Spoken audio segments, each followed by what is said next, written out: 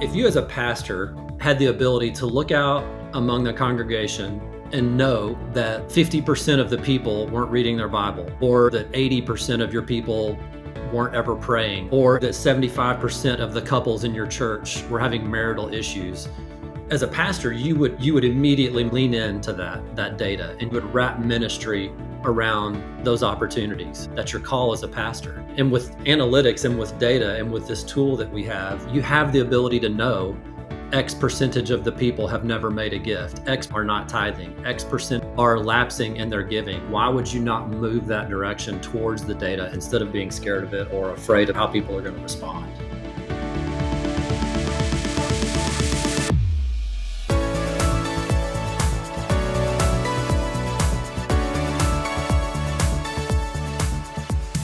Well, hey everyone, welcome to Stewardship Leader. I'm your host, Leo Sabo, and today I have two friends with me from Mortarstone. Mortarstone is a great organization. They provide tools and resources to help you understand your giving.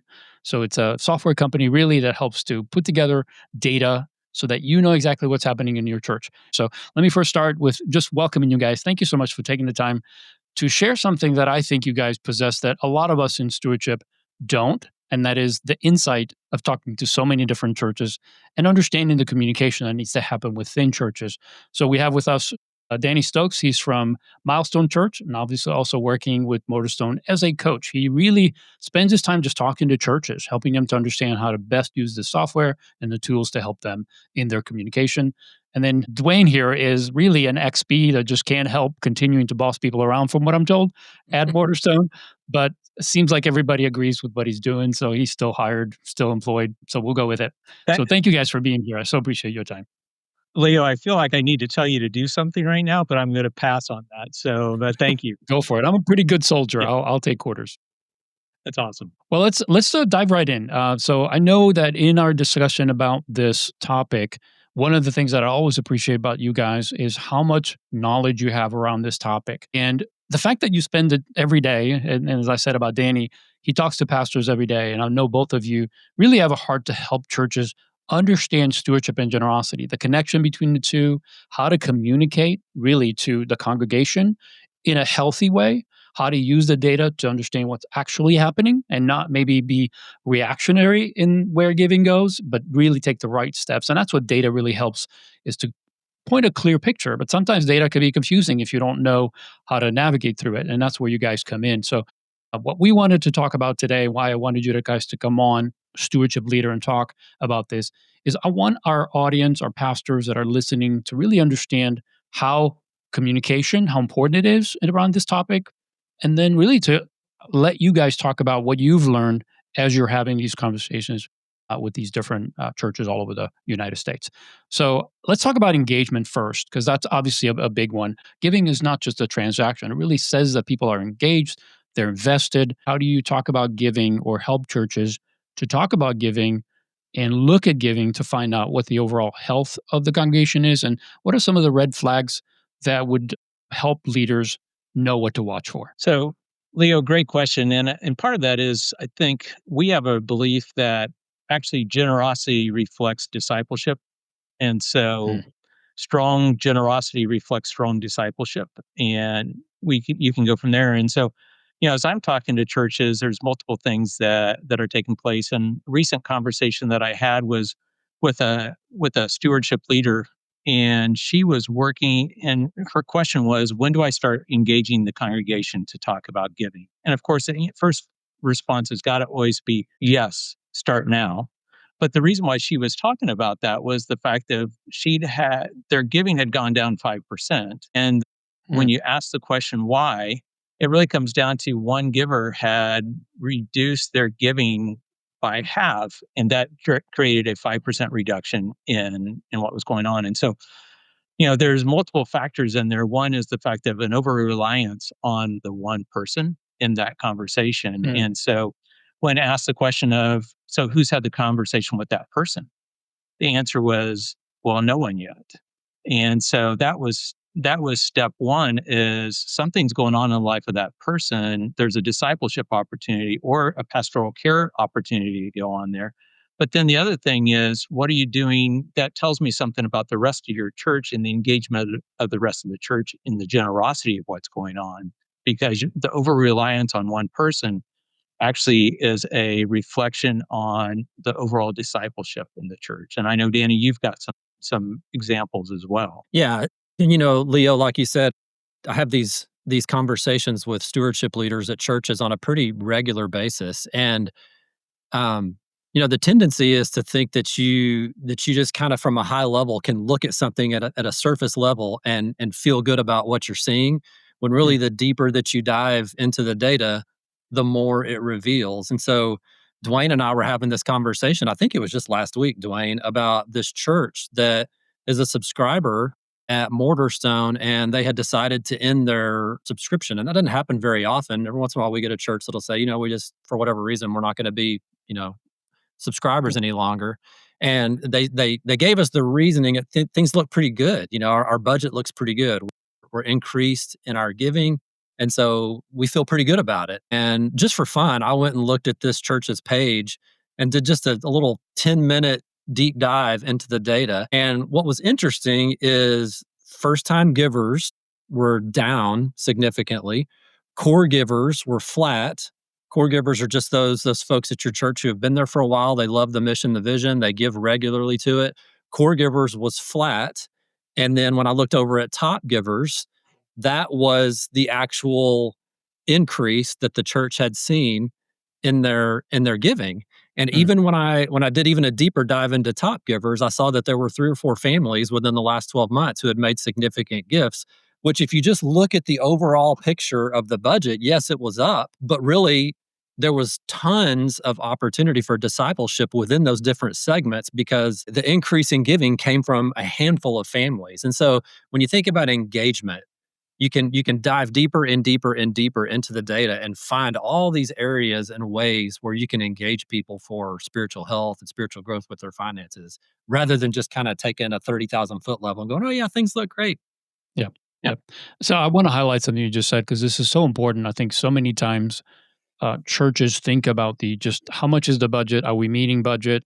And they kind of operate based on that. And that makes sense from a financial standpoint, but it's not a good discipleship measure unless you, like you said, if you don't start digging into who's giving, where is the giving across the different segments of type of people we have in our congregation, because not everybody's the same, not everybody gives the same way.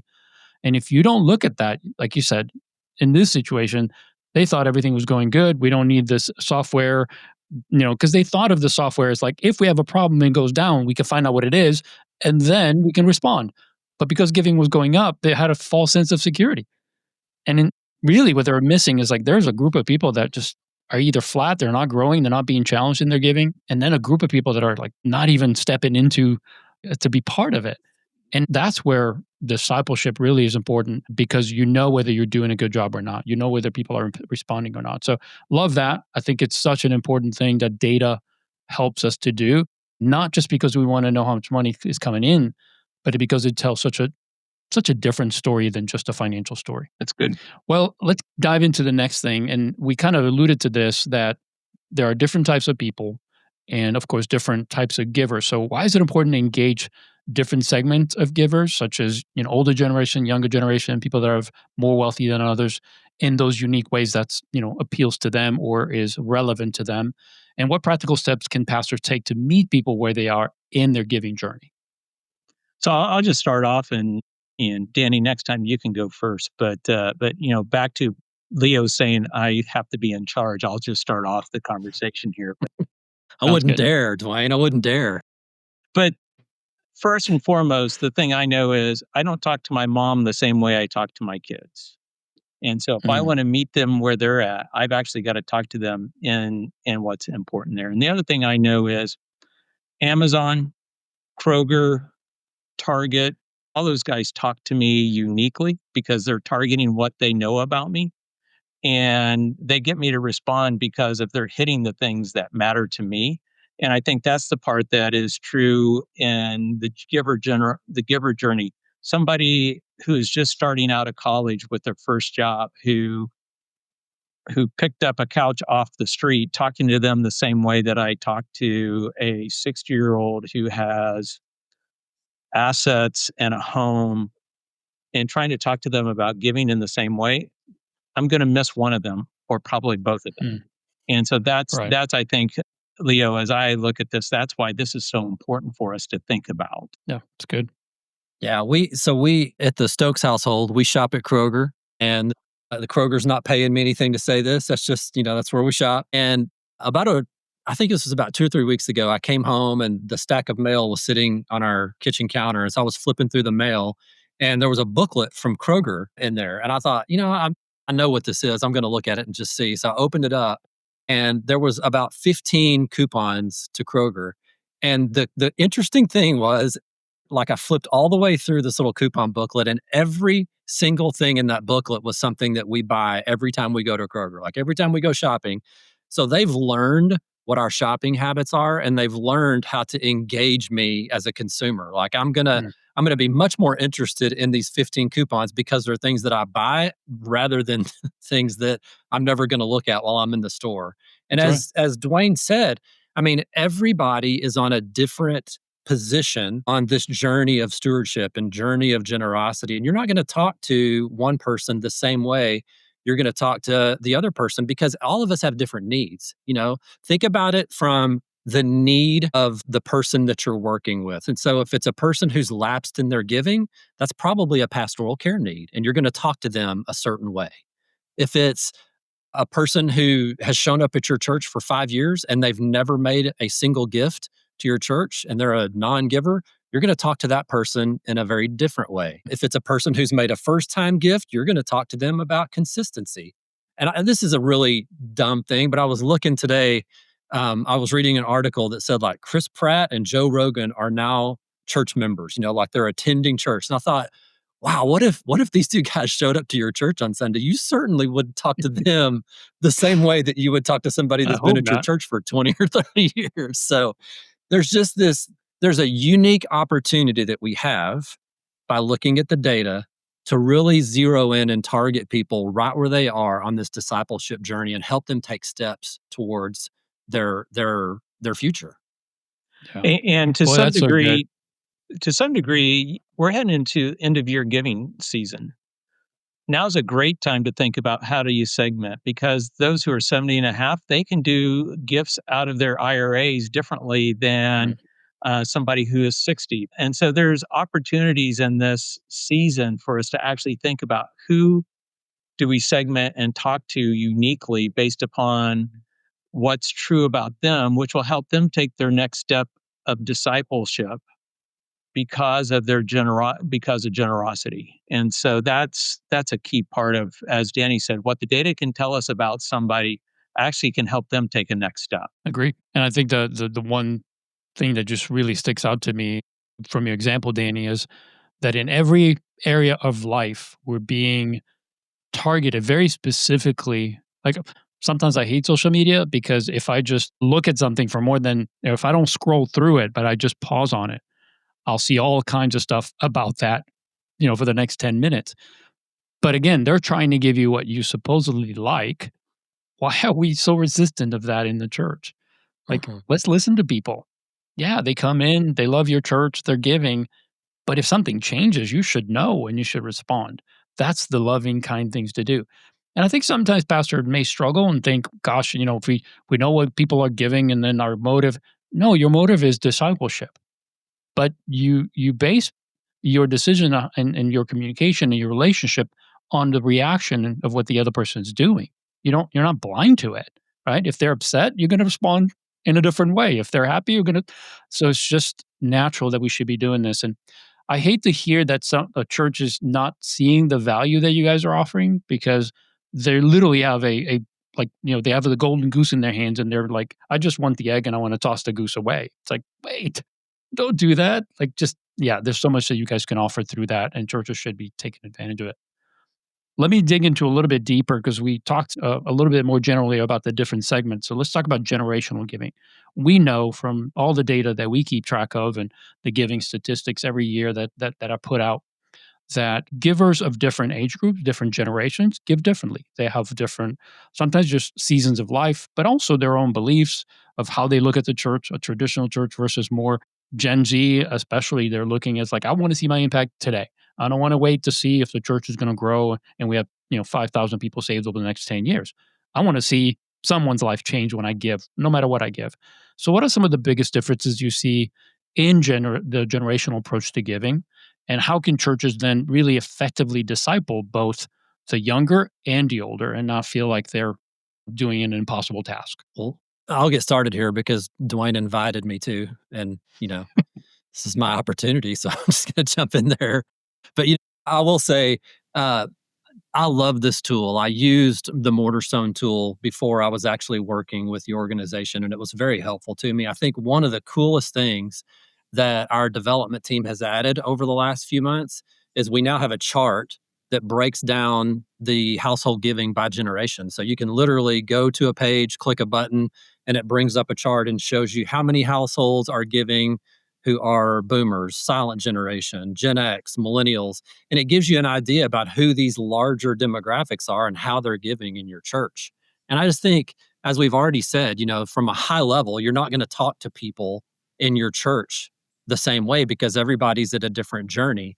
And then as you said, if you dive down one step, lower and deeper than that, your age matters and how you should talk to people as well. In 2024, what we learned with the Mortarstone annual report was that was the first year that boomers weren't the largest giving demographic. Mm, They're being replaced by Gen X now. And so as they move into retirement years and living on fixed incomes, and quite honestly, some of them are passing away, you're going to talk to that group differently than you are a millennial who's excited about the mission and vision and this idea that there's a greater purpose than myself that I can get behind. And so this data can provide you an opportunity to speak very specifically to where people are in life stage. And I think that's, as I coach churches and talk to churches, I'm pointing them to this chart more and more and more because I think there's just a unique opportunity there. And Danny, I think when we actually look deeper into it and we look at the reasons why people give, millennials and Gen Zs are much more cause givers. yep. Boomers and older are more duty. And I don't want to forget the overlooked generation of the Gen X, but Gen X is operating more like a boomer and older generation than the younger generations. But the other thing is millennials in Gen Z, they don't trust an organization until it's proven trustworthy. And Mm, so, whereas boomers start off and being a boomer, I can say this is yeah. we start off assuming trust until it's broken. And how you talk to that whole thought process. And when I talk to churches and I look at their website and I don't see anything that's talking about transparency of your budget, transparency of budget matters tremendously to the younger generations, not quite as much to the older generations. And so understanding those pieces is important. And Danny, I love the fact that you've got a story from Brandon of how he handles this. I think it'd be great for you to share that. Yeah, I was having coffee with all of our friend Brandon Beard over at Compass Church just a few months ago, and he was telling me that they have gotten really specific with how they talk to people from the stage. And so he showed me this chart where they have 9 different generosity moments that they cycle through on the weekends, and those 9 different generosity moments have 7 different unique endings. And so they're Mm, constantly looking at how can I zero in on a demographic, whether it's age, whether it's spiritual maturity, and then tell a story, give some numbers, challenge a certain demographic of people. They're constantly mixing it up and talking very specifically to different groups on the weekend. And I think yeah. that's brilliant. Hey friend, quick pause. If you're listening to this, I know you care about biblical stewardship and helping your church grow in generosity, but you don't have to do it alone. At the Christian Stewardship Network, we've created a space just for you, where church and stewardship leaders from all over the country connect, learn, and encourage one another. As a CSN member, you'll get access to monthly collab calls, online courses, and a growing library of resources, all rooted in God's Word and real-life ministry. It's more than just a membership. It's a community that gets what you do and wants to help you thrive. Come join us. You can learn more at christianstewardshipnetwork.com/membership. Let's keep building the kingdom together.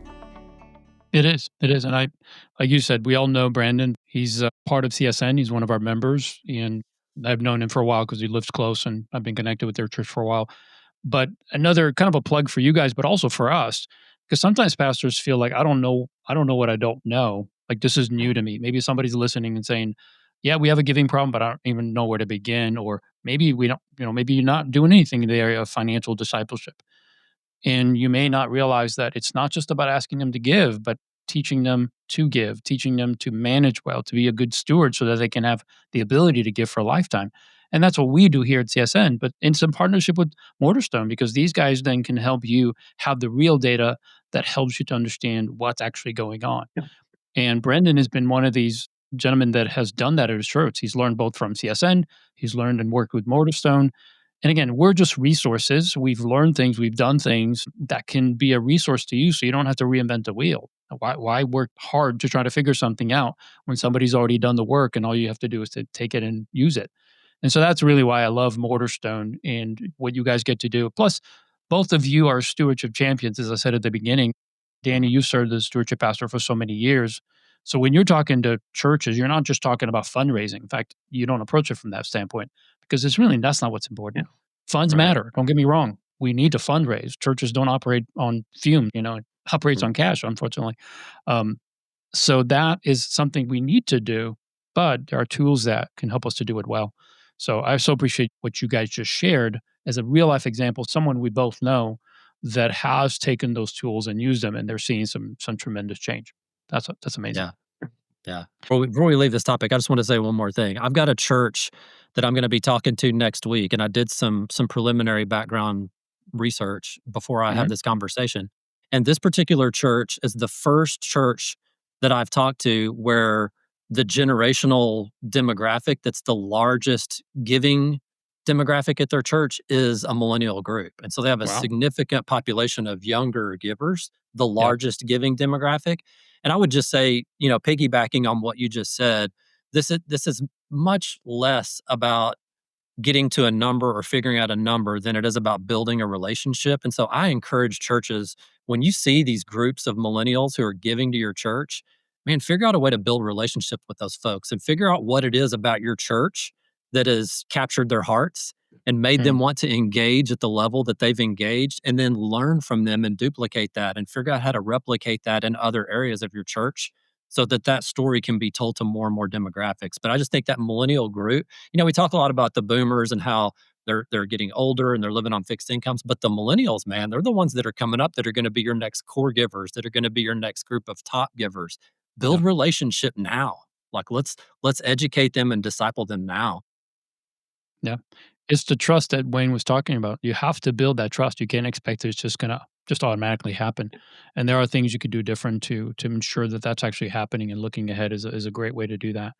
So I think most churches, I think this is something you guys run across quite a bit, which is the retention part. A church may be doing well for a while, and all of a sudden they see a change.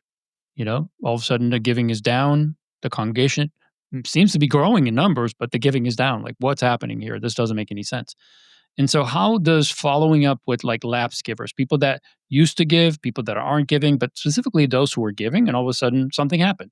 How do you guys see that? And how do you talk to church leaders to help them understand that that's an opportunity for pastoral care?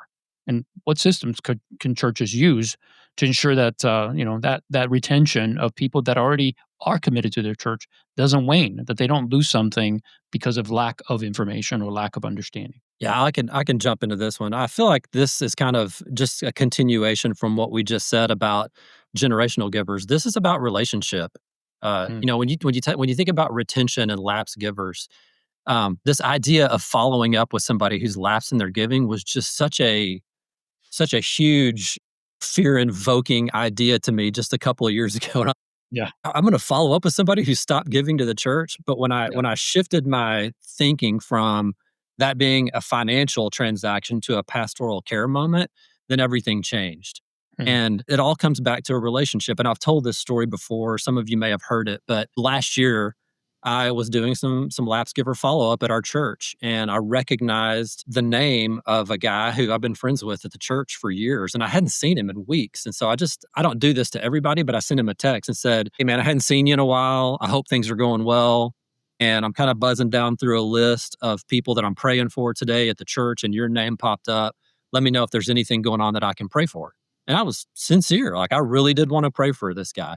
And a couple of days went by and I didn't hear anything. And so I was like, man, I know him well enough to where he should have responded. So I actually shot his wife a text and I said, "Hey, I hadn't heard from Tyler in a couple of days. And, I sent him this text and hadn't heard anything." And she immediately responded to my text and said, "No, everything's not okay. Tyler has had 9 strokes and he's been in the hospital for 3 months." And I literally set everything down, turned off my computer and drove to Dallas and went to the hospital and spent 2 hours with this family. And it just gave me an opportunity to pray with them and to help them get you know, pointed in the right direction for some additional resources. And it just gave me an opportunity to build relationship that I never would have had if I wasn't looking at a lapse giver report that day. So Yeah. that's just the Yeah. power of what that kind of data can do. Yeah. And Dan, love it because I love the stories when I hear a church take a look at the lapse givers and they start to engage there. And, obviously the best practice is don't talk to them about, "Hey, I'm calling you because I see something's changed in your giving." Although I've had a church and it actually went well for them, but that wouldn't be the best practice. But I was coaching a pastor locally here and encouraged him to do it. And he had like 140 people on his lapse giver report. And so he decided he was going to start sending communications out to these people. And he got probably about a third of the people responded back. And one of the stories that I just absolutely loved is a guy who he saw every Sunday in church, but had stopped giving for some reason. And when he asked the question, just what's going on, how can I be praying for you? The guy talked about the fact that he had met a woman through an online Bible study, had fallen in love, had dated this, but found out that the woman was in South Korea. And he had gone and gotten married to the woman, and the woman was still waiting on immigration issues to be able to get back to the States. But the church was not involved in that conversation at all, was not aware of the situation. And the lapse giver report actually gave the church an opportunity to come alongside that guy in his journey and support him in that journey. And so I just love the fact that when a church chooses to get over the issues that Danny talked about to actually engage in this, they have a great, incredible opportunity for pastoral care, because I don't view the lapse giver report as a stewardship conversation. I view it as a pastoral care conversation. And so how do we engage that? Because it's all about what our research shows is that 90 some percent of the people who have lapsed in their giving have not left the church. Something's happened in their life that has caused them to take their focus off or needed to shift their giving. And opportunity for the church to step in is huge. Yeah. And how terrible it is, when you think about a person that's been part of a church for a long time, something happens in their family. And like with the scenario that you described, Danny, these people didn't have time to reach out to the church, right? I mean, they're dealing with like massive problems there with their husband being in a hospital for 3 months. They're just trying to survive. And they may not even be connected well enough because of the size of the church. No one really is in charge of calling them.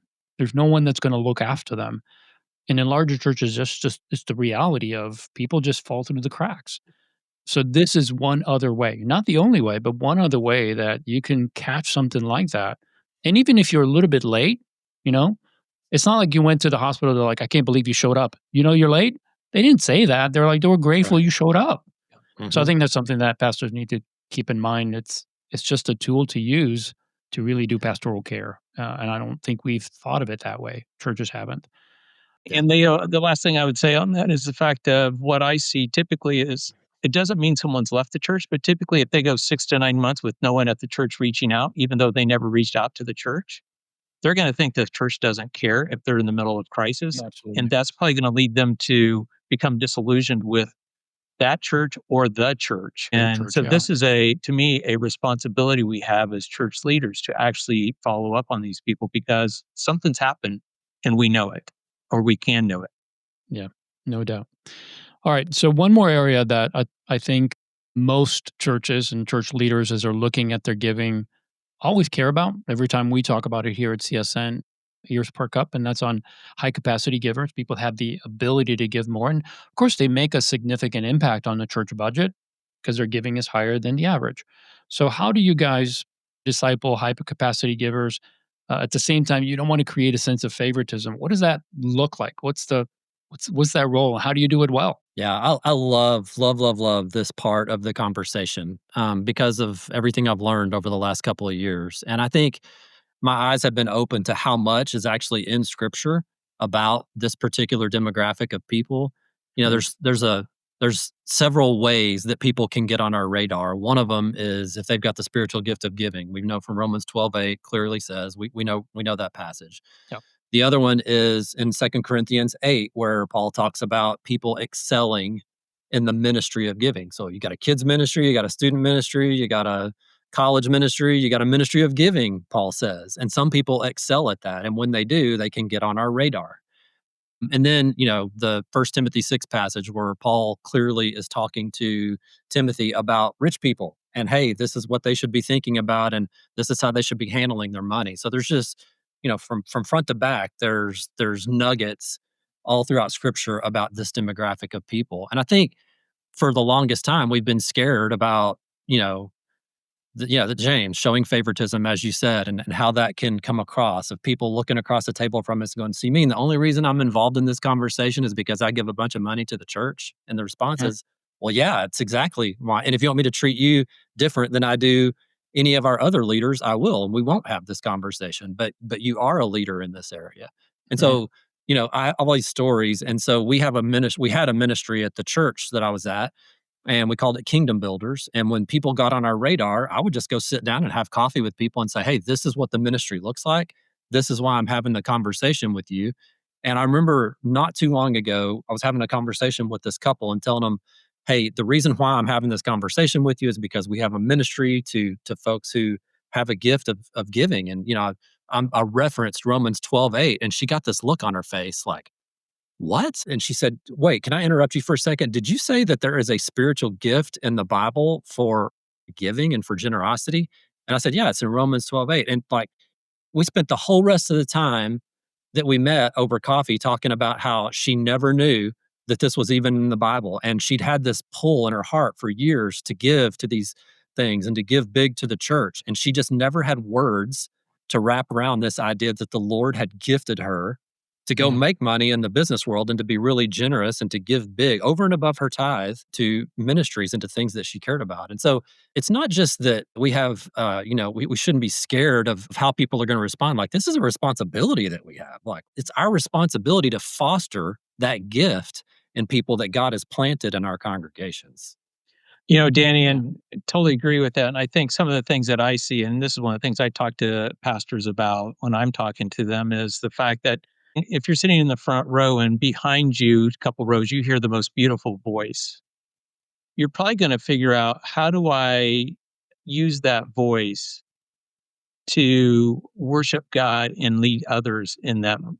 Yet, people who are giving generously, you're not fostering that because generosity begets generosity. So we see that. We see that throughout scripture.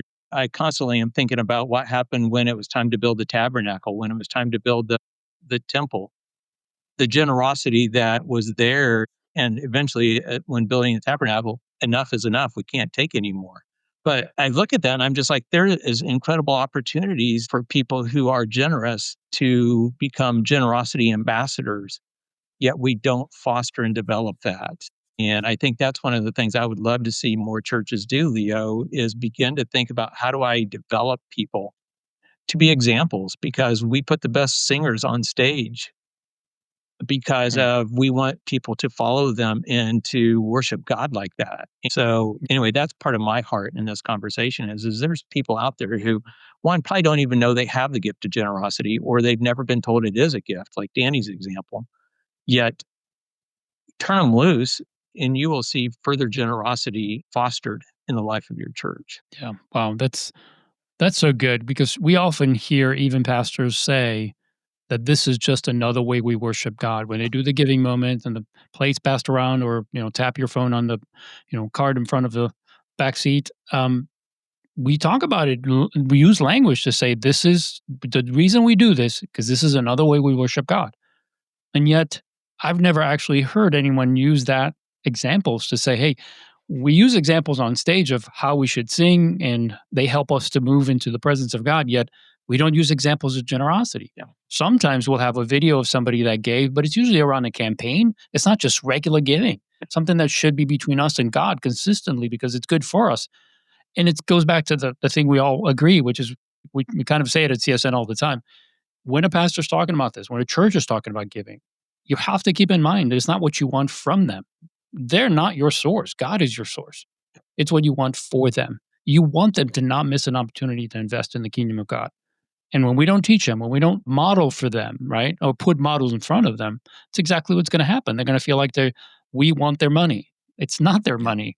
And they need to let go of it and trust God and step into that gift if that's what God's given them. So love the way both of you have shared that, because I think if that doesn't speak to a pastor's heart, I don't know what will. So thank you for that. All right, Yeah. one more question before we end today, and I want you both to answer this. If you could give one piece of advice to a church or church leader who wants to move beyond fundraising, because that's not what this is about discipleship. So they want to move from beyond fundraising and toward discipleship in this area of generosity, what would it be? No, Leo, here's the thing. If you as a pastor had the ability to look out among the congregation and know that, let's say, 50% of the people weren't reading their Bible, or if you had the ability to look out and know that 80% of your people weren't ever praying, or if you knew that 75% of the couples in your church were having marital issues, as a pastor, you would immediately move that. You would lean into that data, and you would wrap ministry around those opportunities. That's your call. That's your call as a pastor. And with analytics and with data and with this tool that we have, you have the ability to know X percentage of the people have never made a gift. X percentage of the people are not tithing. X percent of the people are lapsing in their giving. And so with this call of pastoring our congregation and shepherding our congregation, why would you not move that direction towards the data instead of being scared of it or afraid of it or how people are going to respond? Love that. Yeah. Man, that one's hard to follow, Danny, because my answer was just going to simply be understand what the data can tell you about the health of your flock. Because we participated in a survey recently and just asked a couple questions like, what percentage of your giving comes from boomers and older? 40% of the churches had no clue what the answer was. Mm. And I look at that and I'm like, okay, there is that issue, but then there's also the lapsed giver conversation. There's the new giver. How do you foster and develop new givers? And all that is stuff that's readily available to you, and data can help you point and create a journey. And I'll just say the last thing I'd love to ask churches is, so you can tell me easily who your top 10 givers are. My question is who should your top 10 givers be? It's not because you want to get them to give you more money, but it's the fact of they haven't surrendered their checkbooks. Sorry, we don't do checkbooks, but they haven't surrendered their finances to God yet. And I think that's the part that we as leaders have the opportunity to step into, is challenging people to fully surrender to what God has. And that changes the whole conversation. Agreed. Well, you guys are a gift to the church. I really mean that, not because I'm trying to sell anyone on anything other than the fact that you guys have walked this out. You have seen the life change that happens when churches understand this information, they use it the right way, and it changes everything. It changes the conversations, it changes people's perception of what money and giving is all about. And yes, pastors still need to preach on giving. They still need to preach on stewardship. We still have to have stewardship ministries. But this is a tool that, like you said, Danny, like if you're not using this, like why would you not? I mean, this is perfect information to help you to target exactly what the problem is and address it biblically, because your desire is to minister to people, to disciple people. So why would you not use the information that helps you to do that better? I don't know. Yeah. Hopefully that challenges everyone that's listening to take a look at it. So just do me a quick favor, one of you, maybe you, DeWayne, tell us how people can connect with Mortarstone and how they can have a conversation with you guys. So multiple ways. One is, I know we can put in the show notes, Leo, some information on some contact information. Follow us on LinkedIn is one way to get, because we're constantly trying to provide thought leadership out there as well.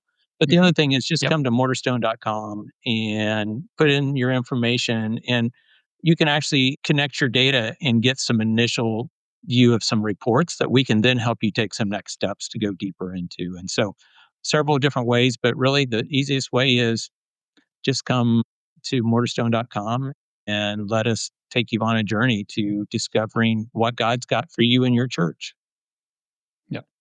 And I can tell you, these guys will not, you won't wait long to have a conversation with them if you want to, and no strings attached. They're not salesmen. They're actually pastors that have served in churches, and they understand you as a pastor, whether you're executive, stewardship pastor, senior pastor. They understand. They can relate to what you're going through, and I know their hearts. That's why we partnered with them. So I encourage you to check them out. Also, if you want to know more about what we do here at CSN, a Christian Stewardship Network, you can find us at christianstewardshipnetwork.com.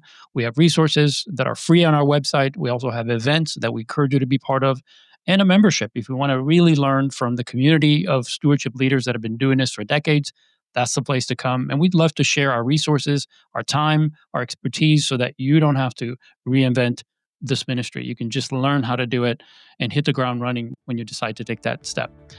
Again, thank you so much, guys, for being here. I so appreciate your time. Yeah. Thank you. Honor. And I want to thank you for joining us, and we'll see you next time on Stewardship Leader.